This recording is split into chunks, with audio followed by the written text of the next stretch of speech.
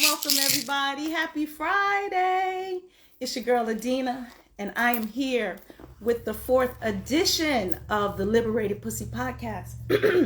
I am calling in my girls here we are. Let me get them in here. We have Monique, who, of course, we do this every week or so. I'm going to call in Tazima. Let's see. Tazima, there you are. Okay. So, hey, boo. Hey, boo, hey. Hi, Tazima. Hey. Made it in here before Mo. Hey. Tazima's in Chicago, y'all. We got a treat today. We have a very amazing conversation, a very yum-malicious conversation. So I can't wait to get started. Indeed. So hopefully Momo will be in here soon. Awesome. Let's see. Let me try to send it to her again. Because we know we can have three, so we want to have. Okay. It looks like she just got back on too. Okay, good. Okay, it says just joined. Is she coming in? Send a request. Okay. View. Go live. Okay. Let's see. Oh, it says she's unable to join. Oh no! No, this is not what we planned. Not what we planned. Not what we planned. Okay. Folks, we're going to take a moment to regroup and we'll be up. There she is. Yay. Success. We did it. Woo. Technology. Thank you, Mercury, and everybody who's working with us today. Right. Exactly. Yeah. Wonderful. So I was just saying, as you guys were joining, our topic today is pleasure, the feminine superpower. We have some really yummy things to talk about as it pertains to that. As you know, this is our iteration of feminine power in conversations with melanated women. And we are talking about what this means to us. We have a special guest, Tazima Paris, all the way from Chicago, my hometown.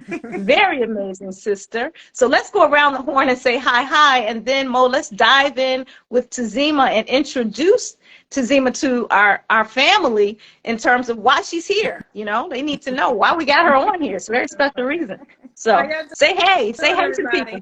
How you guys doing, everybody? We're really excited to be here today. Tazima is a client of mine, and she just said, I want to be on the podcast. And I was like, okay. and it just, when, you know, in our conversation, I'm so grateful that we are beginning to tell the truth and to get curious about the truth, to get curious about the truth at a time when our lives are changing so much because of, you know, our ages and the world, or, you know, all of that. And now we get to embody the possibilities from a whole new perspective. And so Tazima is going to join us today to share her wisdom. Yes. So welcome, Tazima. How you doing? Thank you. I'm feeling really, really well. I'm excited about our conversation today. It's been so fun building with you sisters, you know, in our conversations leading up to this. And I'm really excited about Liberated Pussy. Yeah. Mostly because I believe in the power of pussy. And, there we go. You know, for those who have one, we are the blessed. Yes, the portal, you said. For those who don't know me, I'm a sex coach and pleasure mentor for high achieving, people pleasing women over 35, so grown ass women. And I'm all about how we can use pleasure to our benefit, not just as a way of like creating a lure or, you know, like making it for other people. It's really how do we power ourselves up through our pleasure, and then we show up in the world in a more awesome way. So I'm excited about this conversation. Yes, I'm excited. How about this? Tazima is Monique's client, and she said to Monique, I want to be in there with y'all. And we said, okay, let's talk to the sis and see if she's a fit. So the power of having a feeling acting on it, and then you just manifested yourself right here with us. So kudos to you, Fatima. Kudos to you. If y'all have some stuff that y'all are sitting on, act on it. You can bring it into fruition, which is what our sister Tazima has done. So Monique, before we get started, we didn't talk about astrology last week. Let's talk about astrology this week. We have some really exciting things happening in the universe, and we want to use our moon mama to help us strategize us as we have this conversation about pleasure, the feminine superpower. Yes, absolutely. So, gosh, there's so much beautiful astrology supporting us right now, and it's intense. I think that people might be experiencing some intensity, and the intensity is coming because we are being forced to burn off our old ways of being. So if you just think about, bring that to your own individual self, and think about where your life is breaking down. Where your life is breaking down, where you maybe you're doing you're taking all the right steps, but it's still not working out the way you want it to be. You know what I mean? Like, so you feel like you're running yourself up against bumping yourself up against a wall. Like, I'm doing what I need to do, and you're exhausting yourself, but it's just not happening because that path is closed. That is done. It is done. And it takes a lot of faith and trust and humility to say, okay, I'm going to have to do something different. It's time for me to, and so what you're to do is to see what, like, don't throw it all away, but get clear about what is really being asked to be released. It's almost like, you just can't take everything with you. That kind of deal. And so that's Venus in retrograde, Saturn in Pisces, and Mercury retrograde in Virgo. Mercury retrograde in Virgo is really a delineator. It's like, okay, this stays and this goes, but if we're going to keep this, it has to be used for this. And if it's not going to be used for what it's meant to be used for, then throw it out. And Venus retrograde in Leo is asking you to let go of your old love patterns. Like, let go of, throw them out. They are dead. They're not going to work no more. Your old love patterns they won't allow you to lighten up enough to get to the new dimension. There's a new dimension really being born. There really is something new happening. And, it does mean that you need to be doing some work internally to get yourself there, because the new dimension is in consciousness. But the more people on earth that come into this consciousness and this new frequency will begin to build new world together. Right? You're going to start building with the people that think like you and feel like you. And so, but the other world is dying. It's actually going to get smaller and smaller and smaller. It literally, I just always use this as an example. 8-track tapes still worked. Like 8-track tapes didn't stop working, right? But then they created a cassette tape. And the 8-track tapes still worked, but they had cassette tapes. And then they created CDs. And then they created, you know what I mean? And so literally things just become obsolete, and no energy can go to them anymore.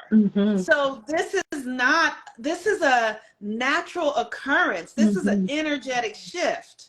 And we are evolving from the 8-track tape to, ultimately, we're going to get to telepathy. That's what we're on our way to.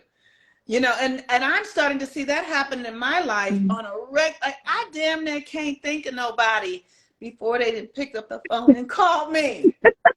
When it used to just happen, a few days ago, I thought about you, right? Now, when I think of somebody, I close the shutters down. I go, because they're going to call you.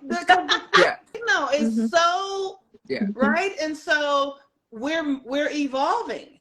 And you might not be in the place where it's happening as frequently as, say, what I'm experiencing, but everybody's coming. Everybody's on their way. I just have been in the work doing it. And we this is the true infection. We infect everyone with the new frequency. Mm-hmm. So this astrology is saying, let go of what doesn't work. Everything you've done up to now, thank you. That's what it's saying. Everything you've done up to now, thank you so much. You have served. You have served a tape. That is we right. appreciate you. That's right. And we appreciate you. And you did good. Mm-hmm. You did good. Remember the right? Cadillac with the 8-track tape? That was the shit back in the 70s. What? Girl, those 8-track tapes were great. I actually don't really remember 8-track tapes, and neither do you. Remember that big car with those 3 big buttons? Big buttons. That is so funny. So we're on to the new reality. Mm-hmm. And so like I'm giving up things that are uncomfortable for me to give up. It really is it's like you have to sacrifice something to get what you want. That's how this universe is, y'all. You have to put the seed in the soil to get the apple tree. You're not going to get an apple tree just because you want it. You have to do something for it. So whatever you've been doing now, think of everything up to now as the seed. It was the seed. Don't try to understand it. Don't try to make sense of it. Just be like, that was my seed. I'm giving it back. Plant it. Plant the seed. That's right. That's what you do. You plant it. You don't just hold it and let the seed sit on the counter. I mean, plant doggone seed. Use it. That is right. And you will get something that is far more than you ever could have wanted for yourself. But you have to let go. We've got to let go of the old. And it might feel like a sacrifice. It might feel like, it might like that relationship. It might feel like, but it has to go though. 8-track tape. 8-track tape. Tazima was getting ready to say something. What you gonna say, Tazima? Yeah. It works just like that seed as far as the apple and the tree. That's exactly how our relationship worked. Yeah. But the place we make our mistake is that we take the relationship for it's the person. It's that person that did it for me and they were just amazing. And without them, I can't have that same thing. No. You had some experiences that you co-created with another human being or several other human beings. And part of the way that we move through what no longer works and what will work for us moving forward is to have that distinction of like, hey, wait a second, what are the experiences that I enjoyed and what are the experiences that I didn't enjoy so much? Yes. Make a list if you have to. This is how we use our baggage to transcend our baggage so it doesn't keep messing up every relationship we end up having. You make your list and you say, I love this stuff. I want to keep experiencing. Yes, universe, yes. And no, thank you. This no longer serves. We're going to put this to the side. And if anyone shows up, I don't care how fine they are. I don't care all the whatever things they bring to the table. If they got stuff on this list, you still got to say no. You got to give it up. Give it back to the universe. Give it to the earth. Give it to goddess. Give it to whomever, however you need to let it go and release. I promise you it will serve you to do so. You don't have to tolerate nonsense in order to be in relationship. You don't have to. You can get exactly what you want. But you got to get clear first. Yes, it's a very interesting thing, like coming into consciousness as creators. And what I hear you saying, Kazima, is if we have to learn we have to stand in our no. Like, what are you saying no to? Because if we don't stand in our no, you literally, and I'm so guilty of this, because I have a Gemini moon, I just can say yes to everything. I literally am like, okay, I'll try that, but I'll try that. And finally, I feel something in me is like, you have tried everything. You have tried it all. And now, what really feels good and like you? Like, you don't have to just be in a life of tolerating and compromise. Like, compromise is a bad word, y'all. It is a bad word. Compromise is a bad word, like motherfucker.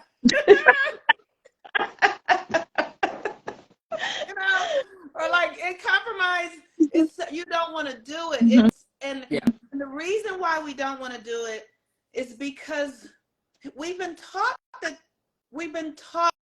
that oh gosh, we've been taught that this relationship with the other, right? We've been taught that the relationship with the other is more substantial than the relationship with the self. Mm-hmm. Mm-hmm.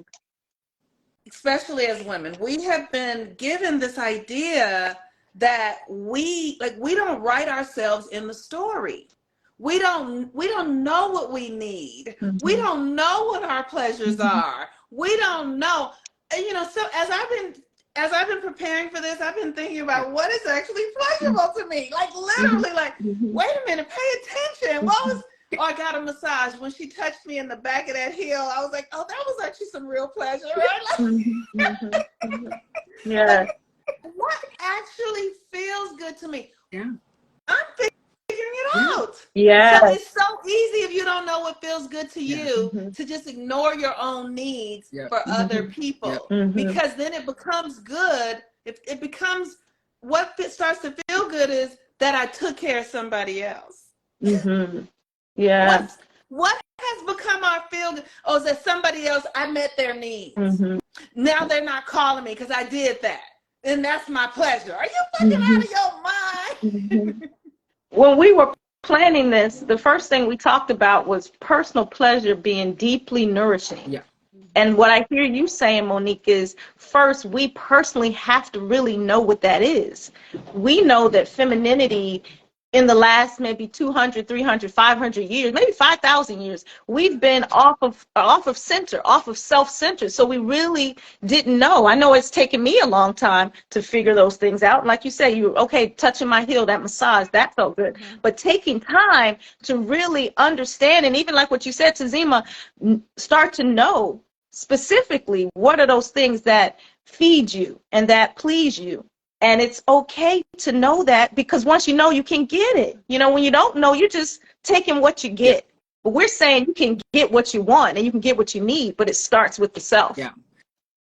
And to add on to that, I want to give this distinction that, Monique shared, well, I didn't know what I liked, and liking what I liked, or I got pleasure from helping other people. I just want to let all the people with pussies off the hook. If you have a pussy, you are literally, your brain is wired to take care of other people and subordinate your needs to the needs of others so that babies don't die. Right. That is a survival requirement for human beings. There's nothing wrong with it, except that society has exploited this tendency and this natural capacity to do for others, with women specifically, and with people with pussies. And the issue is that we then conflate those two. We make our pleasure mean serving other people and becoming a martyr and doing everything we can to make sure everyone's needs are taken care of. And that's the way that I can earn my value and earn my worthiness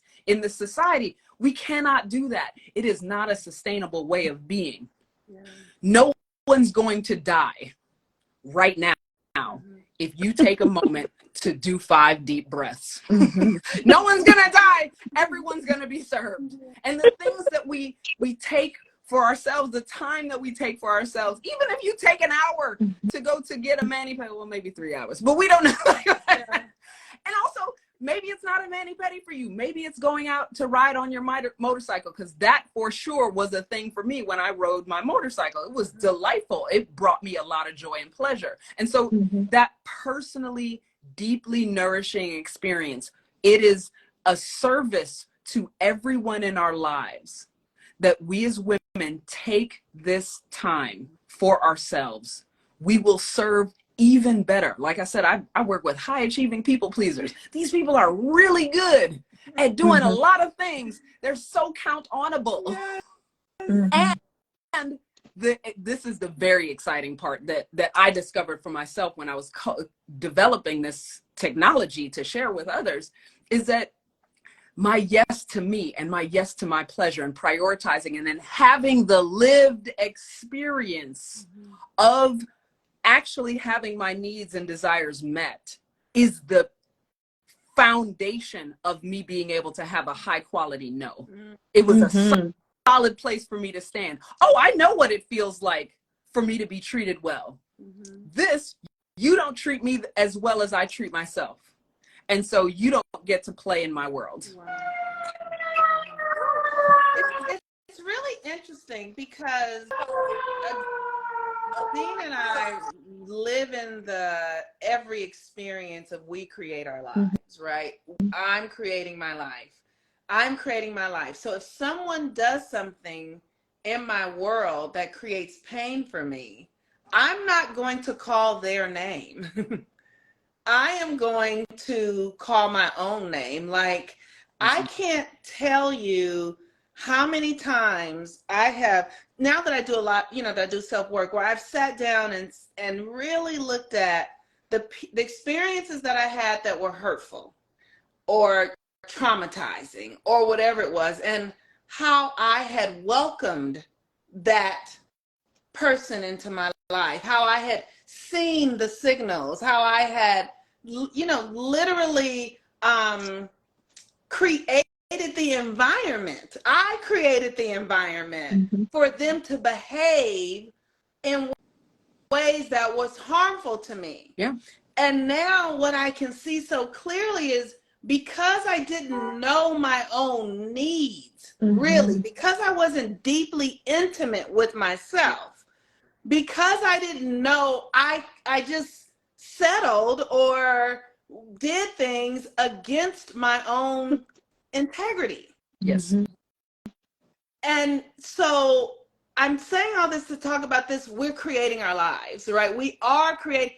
And the one thing that I'm so aware of as a woman and working with women is how interesting it is when we have to be responsible for ourselves. So talk about being responsible for your pleasure, Tazima. Yeah. So the responsibility, here's what I find, is that responsibility pill is a hard one to swallow. Not everyone's ready for it. That is actually high level advanced activity. Okay. Not everyone has access to it.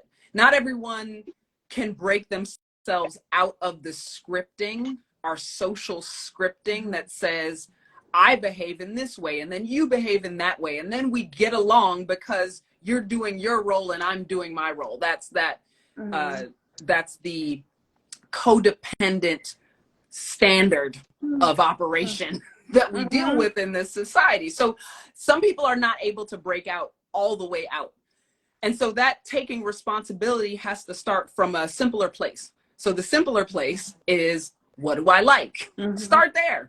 Yes. And it doesn't have, yes, of course, I'm a sex coach. I talk all about orgasms and all the things and the clitoris and, all the parts of the pussy and what you need to be concerned with and not the techniques. But anyway, we can talk all about that, but I'm really talking about all kinds of pleasure. One of the reasons, for example, that I chose the place that I live in now is because I love looking at the sky. I love nature.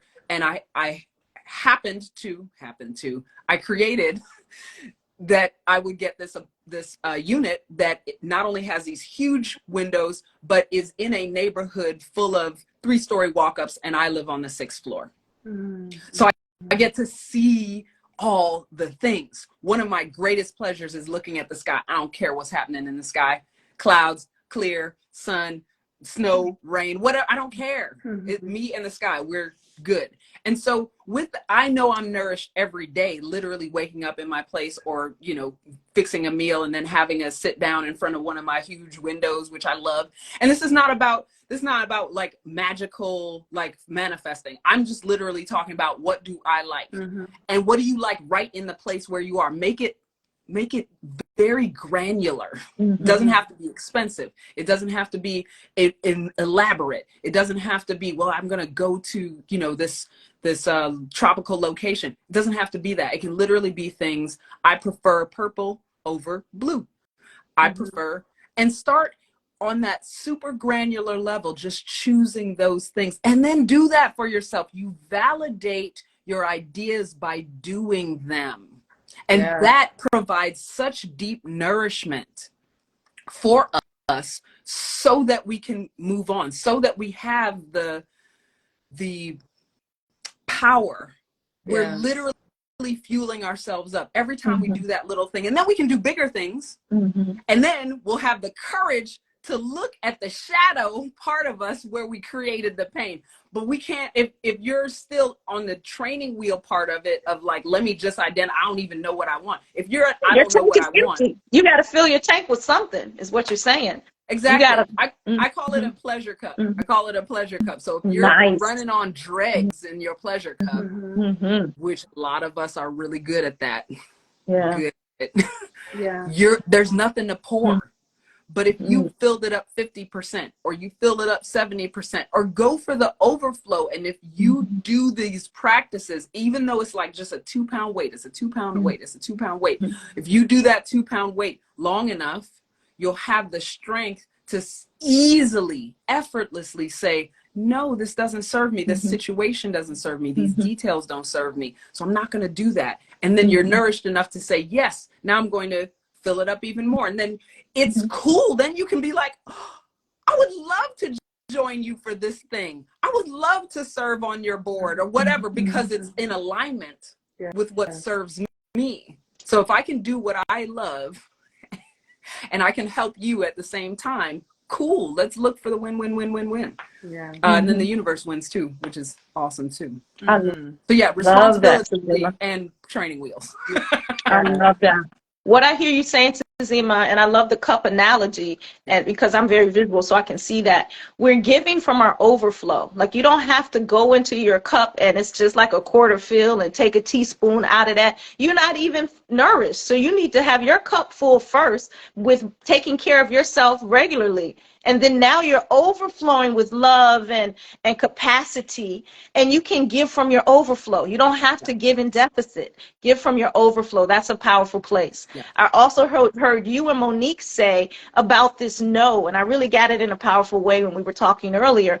No is not just no to be mean or no to be an asshole or anything like that. No creates spaces for your real and actual yeses that you discover by taking time to figure out what brings you pleasure and what you're about and that kind of thing. But if you're already full of a bunch of bullshit that doesn't even serve you, and you're giving from a cup that's not full, you're fucked right out of the gate. So these are some basic things to walk ourselves back on so that we get to our superpower. Walk yourself back to really figure out what personal pleasure is for you and what's deeply nourishing for you, so that you can truly be a service in this world, in your community, in your family, in all the places that you go. You know, you know how people say, like, when you see that woman who is like got an attitude, she just need to get some. You know what I mean? She do. She does. That's right. She do. Get your medicine, sis. Yes. It's such a profound thing to see the dichotomy in our culture, and as we begin to become grown-ass women, and how important it is for us to prioritize ourselves. It is so important. And many of us have jobs where we're working, you know, many hours a day, thinking about it. And, you know, you have children and families and spouses, and it's just, where are you in there? And what I've seen in my own behavior, I just, like, there's a time I would answer the phone for everybody that called. And now we have cell phones, right? So you're always with your phone. When I was growing up, we didn't have a cell phone. So if I was out of my house and somebody called, I came home to a message, okay? And so we don't understand that that's all energetic exchange. Everything counts. So everybody texting you all day, calling you all day, all of that is energy that's taking away from you and with all the other things that you have going on. So it's really important that we learn how, get curious about our own boundaries, so to say, right? The thing that, and one of the things I love about astrology in Leo season is that Leo is about that thing that makes you you, that thing that makes you not the other person, not the person sitting next to you. There is something that makes you unique. And you need that. You need that. So if you're working a 9 to 5 and giving that person all that energy to that company, and you got 3 kids and you're giving them whatever it is, and you don't have anything that is going to the unique aspect that is why you came here on this planet, you are killing yourself. Yep. Ouch. Yep. Ouch.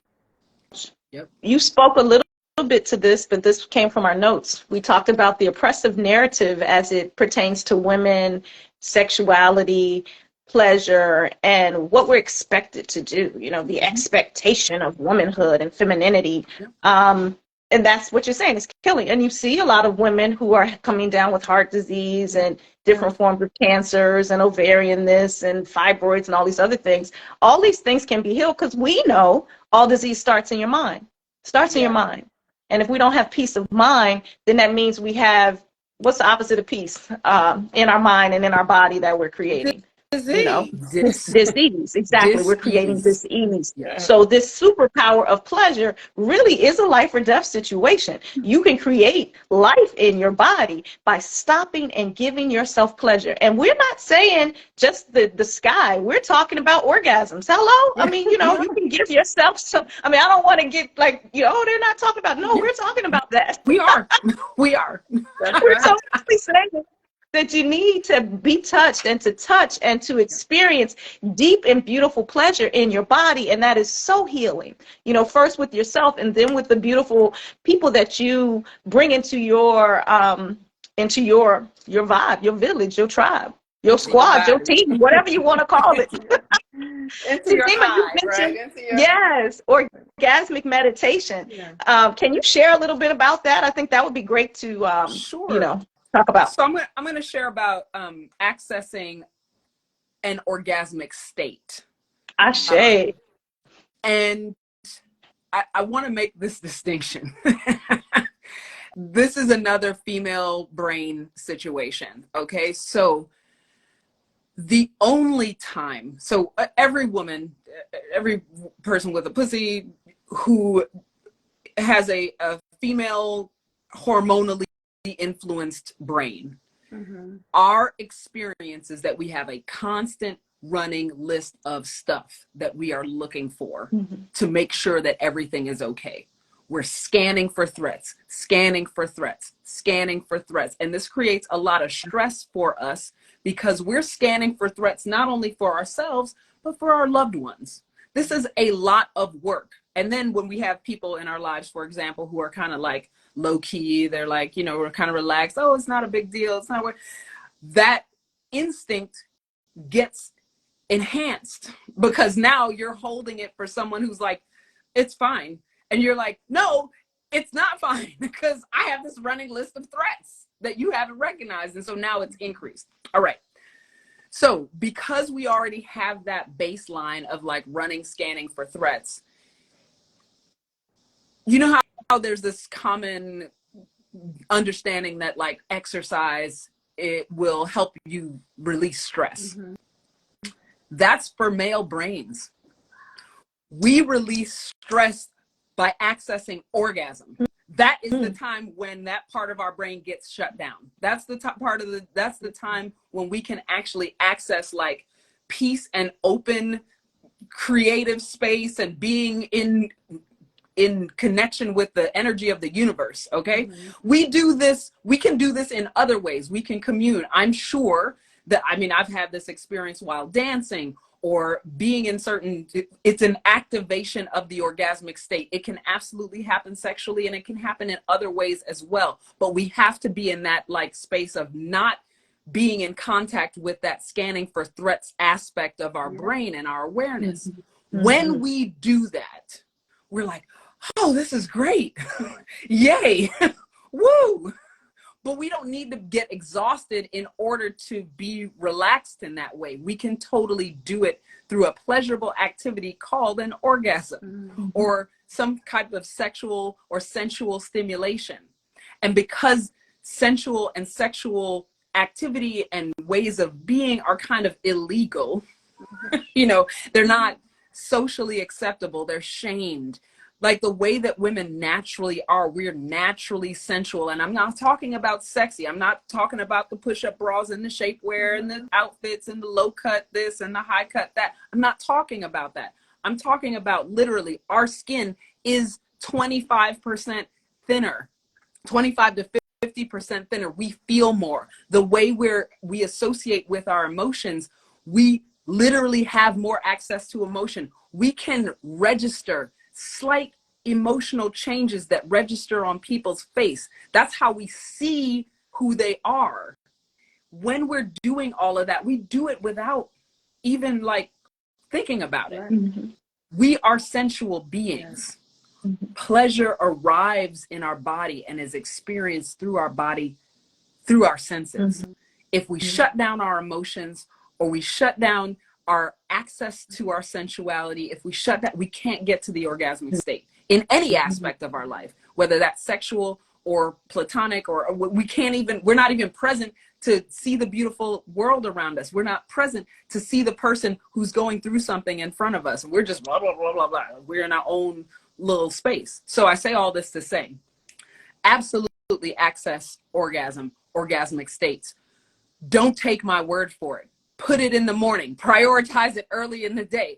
Do a little sexy orgasmic exploration in the beginning of the day and see how the rest of your day turns out. You don't even have to climax. You could just get some little pussy glitter action, you know, kind of sparkling up, and then move into your day from that place of like, woo. And like, it's not that you have to flirt with people, but you're probably going to be more pleasant. Most likely. You're probably going to be more active, more alive, more present. Your spirit will be more fully embodied in your physical being, and then more able to express.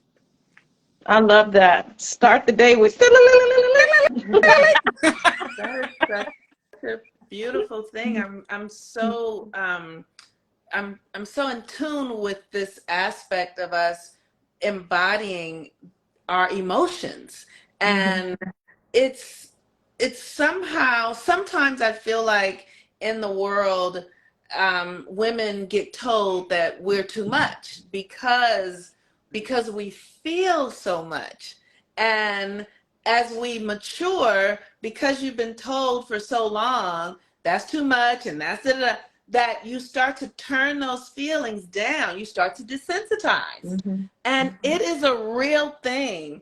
Let me tell you, it is a real thing to stay sensitive, to stay open, because life is happening. Heartbreaks happen, you know, all these sort of things happen, and you still are carrying a technology in your body that is fully alive. Like, I mean, everything in the universe is sex, y'all. Like, the thing that as I study, y'all, I study, and I don't know, but I study. And literally, Shiva and Shakti is just two gods fucking and creating. I mean, it's all it is. All it is. And we've made it dirty and religiousized it and homified it. And we've made it these things that are not celebratory. Unless somebody's pregnant having a baby. That's when we're celebrating. The universe is sexy. The universe is super sexy all the time. All the time. Put in a plug in a socket. Hello. You know what I mean? Plucking some fruit off a tree, rain. I mean, all of it's sensuality. Keep it going. If you can receive it as such. Come on, put some more with it. Those are mine. That's what I added. So how do we really embody the senses? How do we turn ourselves back on? Because most of us are turned off. Most of us are in our heads. So Mo, you and I talked about this, really dropping into your body and starting to become aware of your senses. When you turn yourself on, you're on for everything.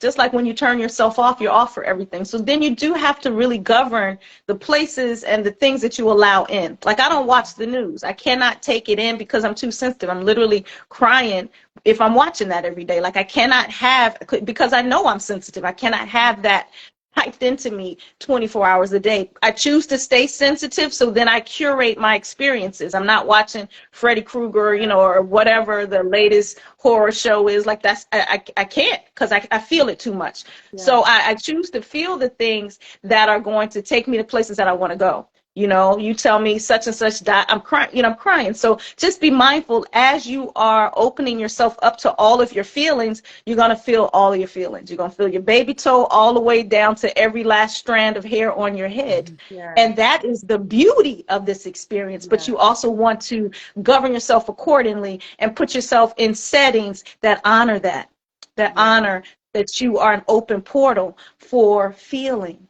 Your portal for feeling. That's good. Yeah, I love the idea of being turned on for your own purposes, being turned on in service to your own life and your own vision. Like, it's a form of service inside of selfishness that comes to, and it's interesting. I just want to make this distinction about selfishness. People call people selfish, but then what is that person wanting you to do but to do for them?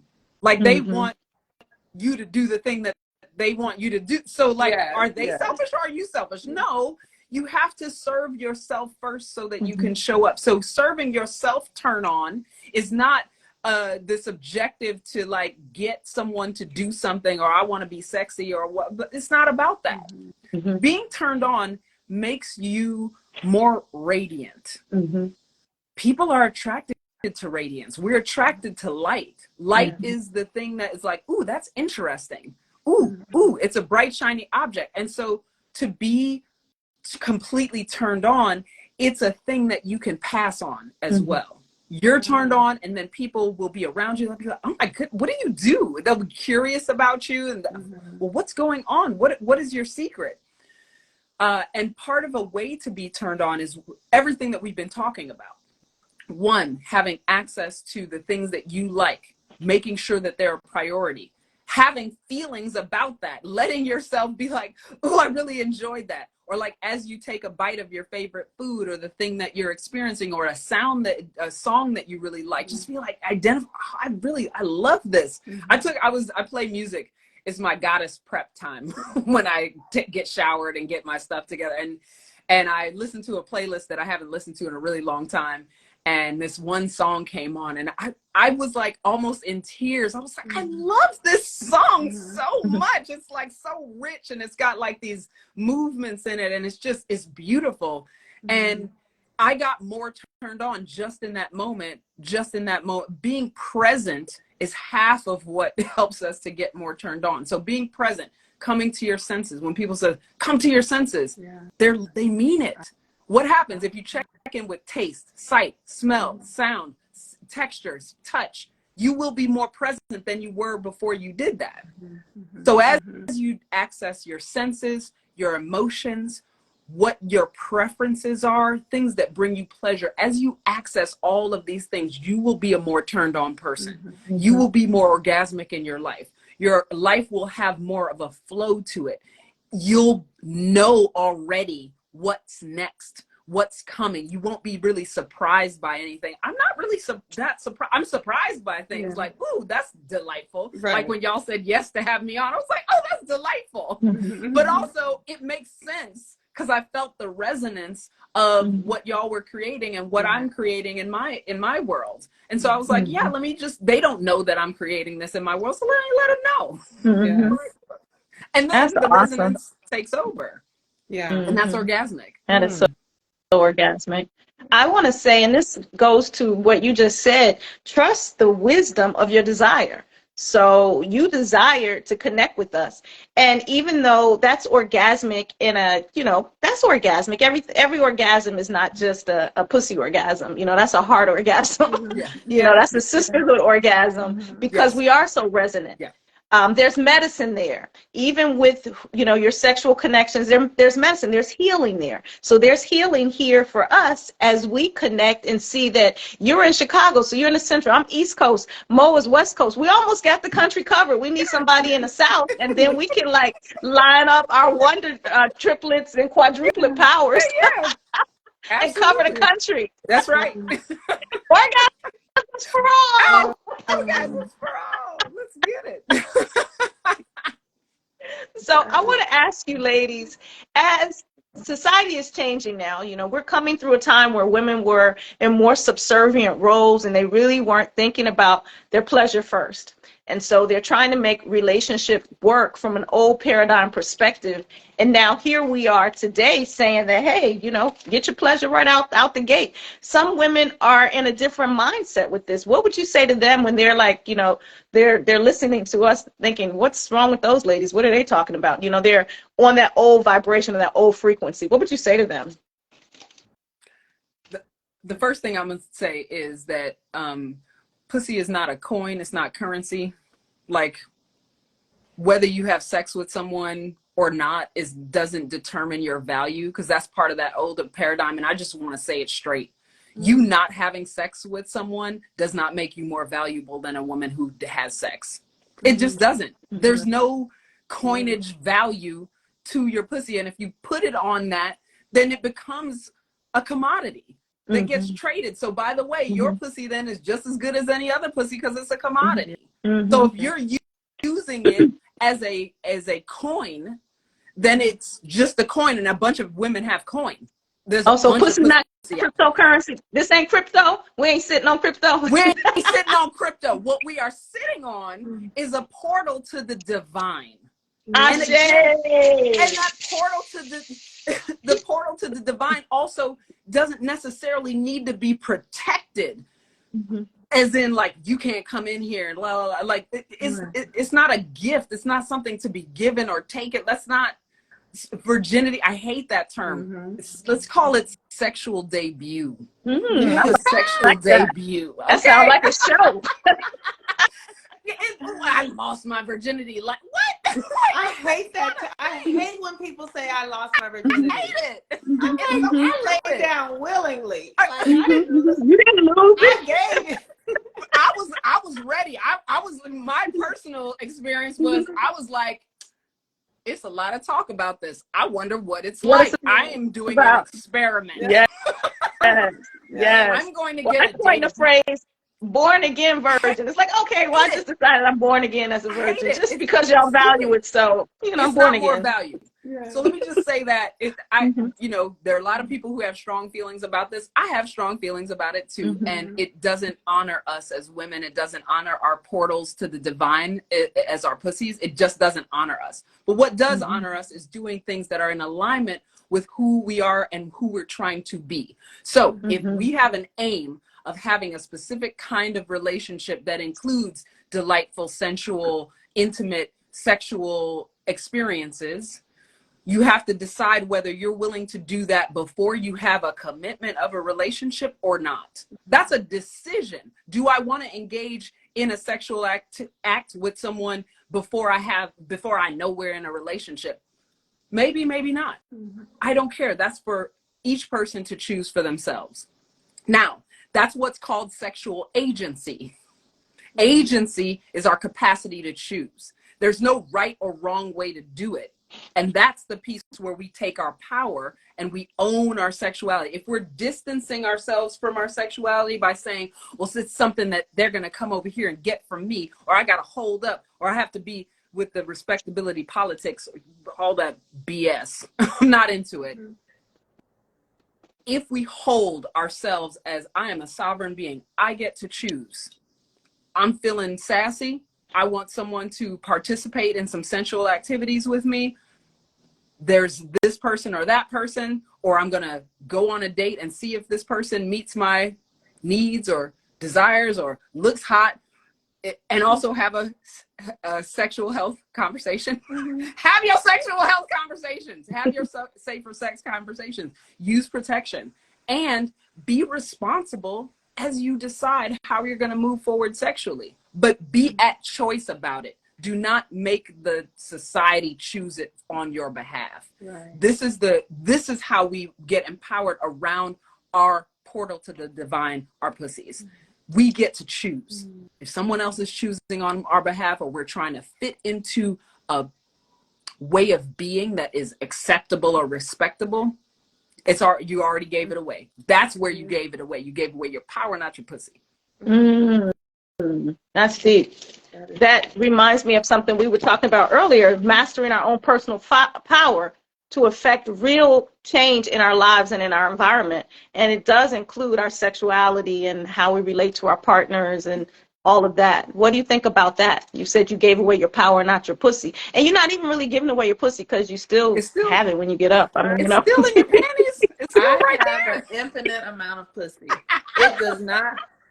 I literally, sometimes I'm like, can't nobody take it from me. It's mine. We make more. It's right. It's such an interesting thing, though, with this idea. I mean, with the world changing so much, and what I have seen is that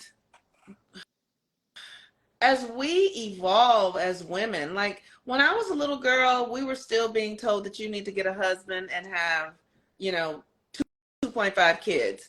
And that was just 50 years ago. The world is so different now. The world is not the world that I was born into. So what I also know as an astrologer is that people can create any world they want now. That's the way the world is now. We can create any world we want. And when I was young, you had to be a Christian. I was told that I should be a virgin until marriage.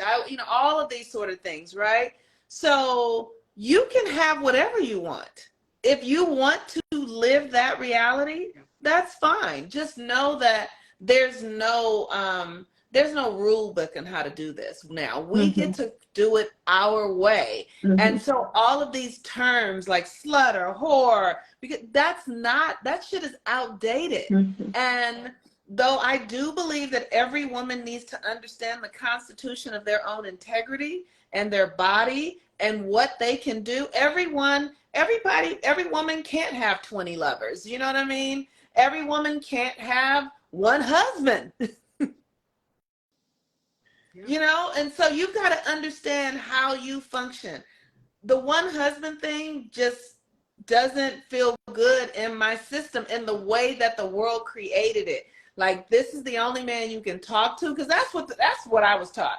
This is the only man you can talk to. This is the only man you can rely on. This is the only man if you can't have no male friends, because if you do, they want to have sex with you, because we have demonized sex and made it this very taboo thing. So now the world is saying, let's really see what things are.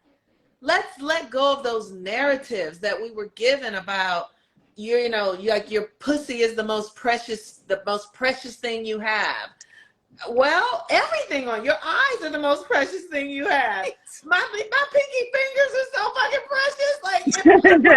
Like it's all, like, I am precious, right? So I'm gonna value myself, but I'm not going to, give my pussy to the person who says, I want to marry you. That's what we were taught, though.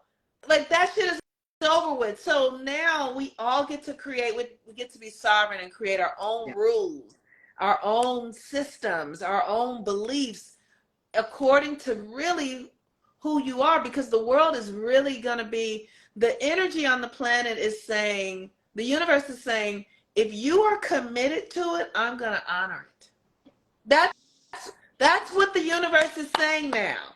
If you are committed to it, I'm going to honor it. So you can be standing next to somebody who is in the same physical space with you, but in a completely different reality, because the universe is honoring your unique sovereign codes. So whatever that is for you is what you get to live it as. And so that's what I'm doing, the work to know what that is for me, and it's been a very fascinating journey. It is like, it's magical, it's scary, it's, I just started really having orgasms in the last 3 years through through penile, through, well, I don't even know what they call it in this moment. The fact that I'm saying this out loud is so funny to me. Intercourse. Through Just intercourse, what? right. I just started having orgasms through intercourse and had been really pretending, which was fun. The pretending was fun. But when I really, I didn't, you know, I'm not mad about pretending. But when I started having regular orgasms through intercourse, I was like, oh, wow. Yeah. I'm 50 some. I am 51. Yeah. Yeah. And I want to also call out, no type of orgasm is better than any other type of orgasm. They're all awesome. Yeah. Do them all. Access all of them. Get all of them. Yeah. Get the list. Get them. Catch them all. We recommend it.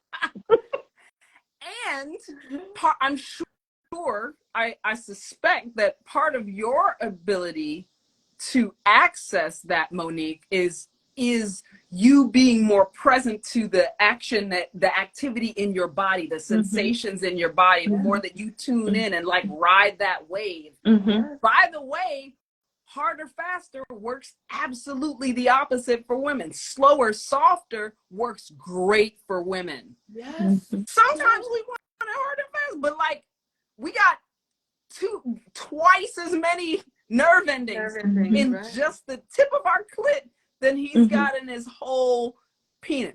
Wow. Just the tip. Okay. And so if we're dealing with this highly sensitive equipment, you don't need to beat it up. That's right. And you know, penis and vagina sex or penetrative sex, there are different rules for the inside as well than for the outside. Outside soft, inside bow, bow, bow, bow, bow, possibly, or depending on the pussy, depending on the sensitivity, depending on the time, the week, the time of the month, the season, depending on her season of life. Yes. All of these things can change. And so being responsive and responsible to those sensations and cultivating, playing with that. The way that I have sex, I just explained this to someone, a lover of mine, a past lover of mine, shared this idea with me, and I was like, yeah, no, that's totally how I have sex. I have sex like I'm playing a video game and I'm trying to get all the points. I'm trying to get the bonus points. I'm trying to go to the secret levels. I'm trying to go to the, what is possible.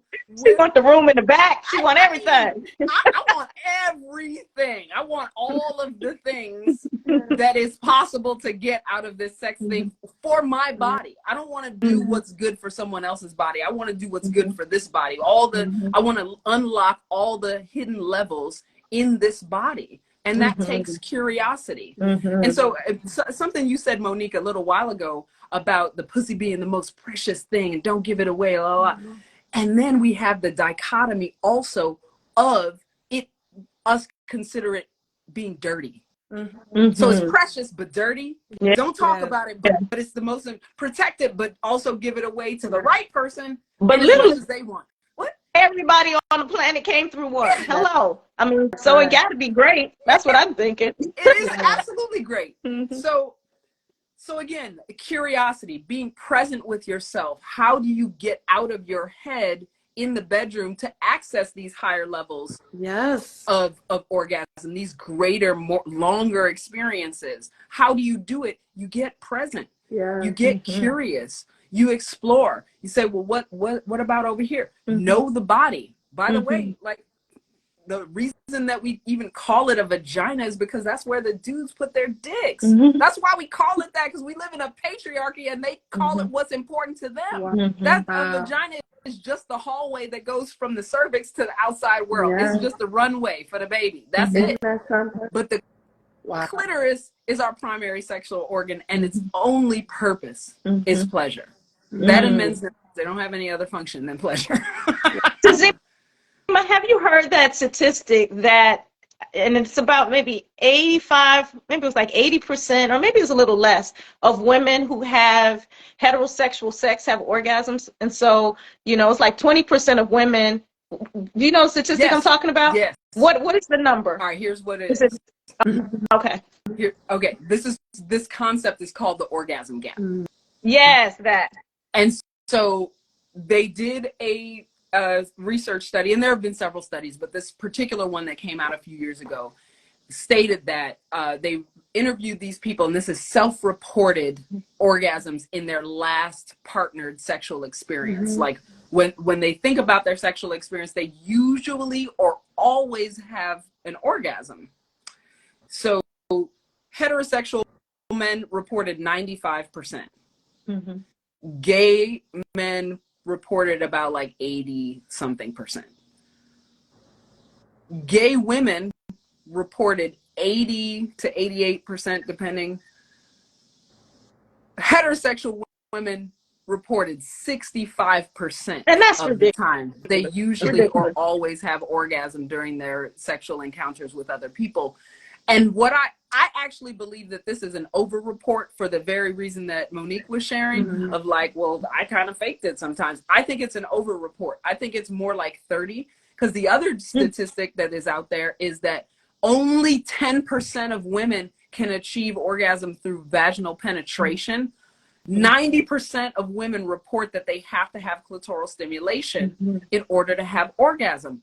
Again, there is nothing wrong with clitoral stimulation for orgasm, and because of that, and because of the emphasis from the patriarchal society that it's better to have vaginal orgasm because then I'm involved, I get to put my dick in you, and like of course that's what they count. They don't count and there's also a legacy of Eurocentric, patriarchal, misogynistic stuff inside of sexuality that was held by people who had no idea, specifically Freud, who said that the clitoral orgasm was immature, but he doesn't even know anything about women, didn't really have an active sex life with his wife. Like, he's not the dude, but yet because he's such a prominent, he don't know. because he was such a prominent person, that stuck inside of the narrative, and it's still with us today. And it's still like, well, I don't have orgasm from penetration. Most women don't. 90% of women.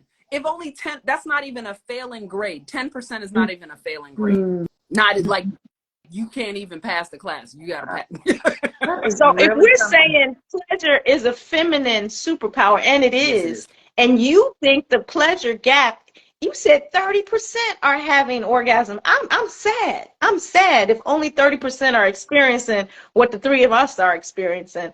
It's really imperative that women start getting curious about the things that give us pleasure so that we can have those in our bodies. And men who love women and women who love women, get curious with your partners so that you're helping to cultivate this beautiful superpower within them. But it starts with us.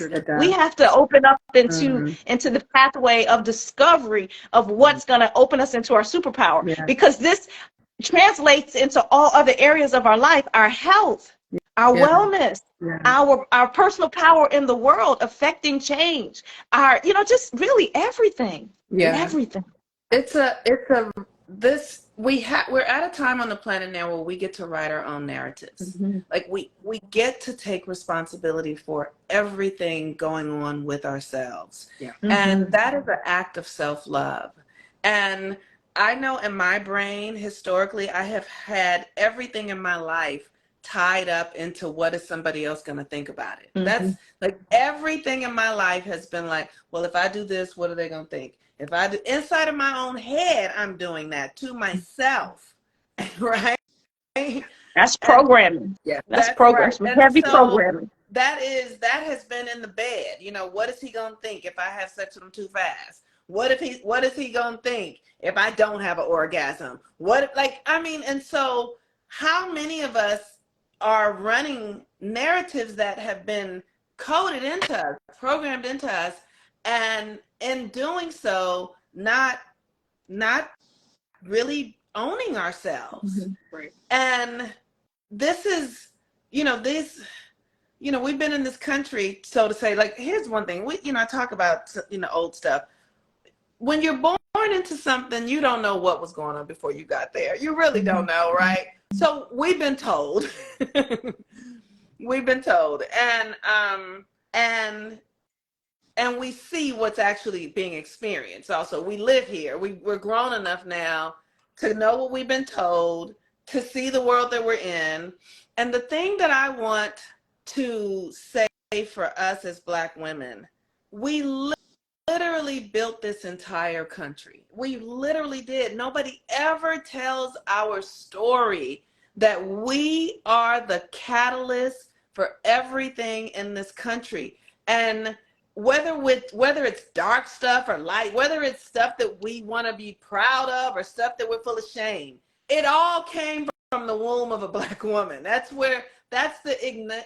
the ignition of it, right? So whatever it is, we're very powerful. We're so powerful that they don't call our names in anything, because if we know how powerful we are, we just might decide not to share it. We just might say, what is it that my power can do for me? For me. I don't care about you. What is it that I can do for me? If me and the lineage that I come from built this entire country and changed the world, with America being the way, like out of my vagina came this entire, that's like, you have to understand, if you understand cosmology, I'm telling you, it came out of your vagina, y'all. It really did.